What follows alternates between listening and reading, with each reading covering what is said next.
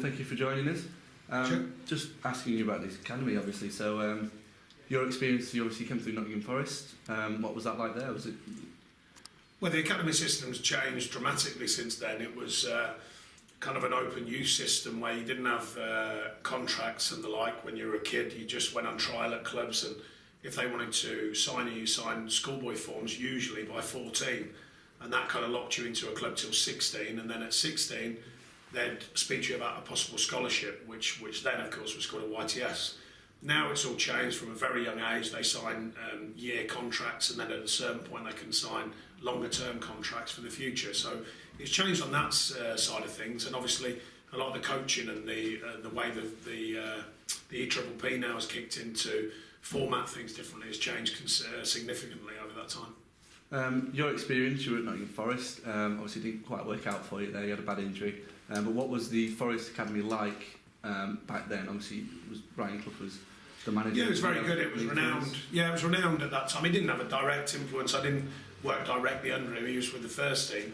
But what his beliefs were filtered down through the system. So, we were well aware of what the manager wanted through the reserve system, also through, then the youth system, and going in, even at the young age groups. I remember going there at kind of 14 years old and knowing how the team operated and the expectation and the feel of what the club wanted from players. So it kind of, filtered down through the system. But they were renowned at that time for having lots of good young players, so it was a healthy environment to be in as a young player. And obviously you mentioned the change from past to present. Do you think it's changed for the better, the academy structures? I think there's a lot of good things in the academy now. There's the enhanced look at coaching, the enhancement in contact time, which is usually the biggest challenge. Players are playing less on the streets, like I grew up playing in the streets and in parks with my friends.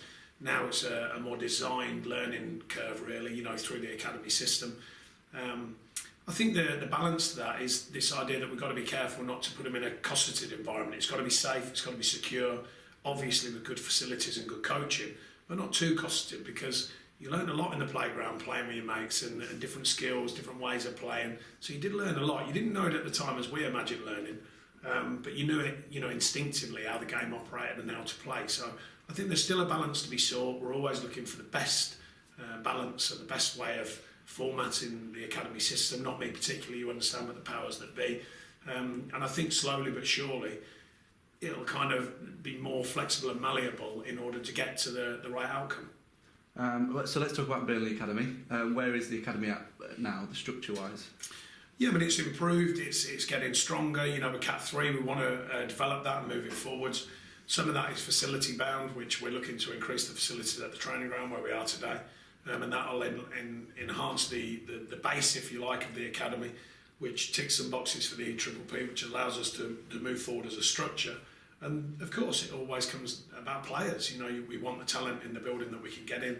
We've got some fierce rivals down in Manchester, of course, and over in Liverpool, but we still think that we can be productive. Is it hard for a club like Burnley to be competing with, as you said, the clubs like Manchester United, Manchester City? Obviously, City have got that ridiculously big complex now. Is it hard for a club like Burnley to compete in an academy level? Yeah, of course. I mean, as I said, the fierce competition, I didn't mean at first team level. I meant with kids who are playing football now and aligning them kids with them clubs.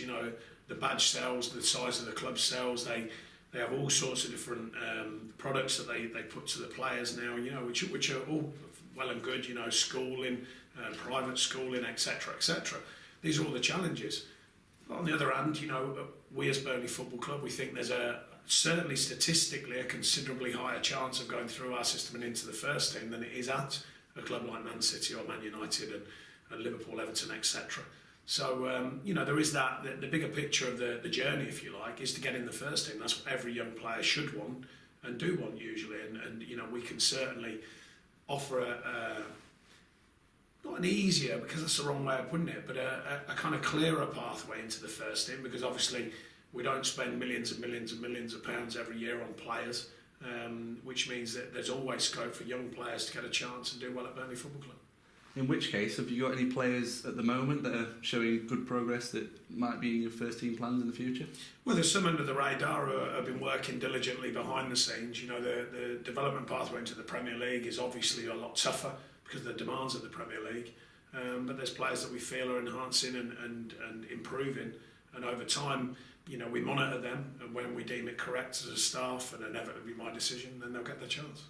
So, what is the overall aim of the Burnley's academy? Is it to get to level Category 2, or would you even believe you could push them to Category 1 if you get the funding? Well, the immediate aim is to readjust to the system, you know, to add the facilities and improve the facilities, and to keep adding to the coaching schedule. You know, things take time, particularly development planning. You know, it's not a pour on water situation. You have to build a way of working, and I think there's been a good start to that over the last couple of years, and rejigging the thoughts with the coaches and how we should progress. Obviously, facilities will enhance that, and then we take it forward. The number one goal is not about winning leagues, I can assure you, or winning the youth league or winning the under-15s league. It's about getting players in the first team. That's the number one goal.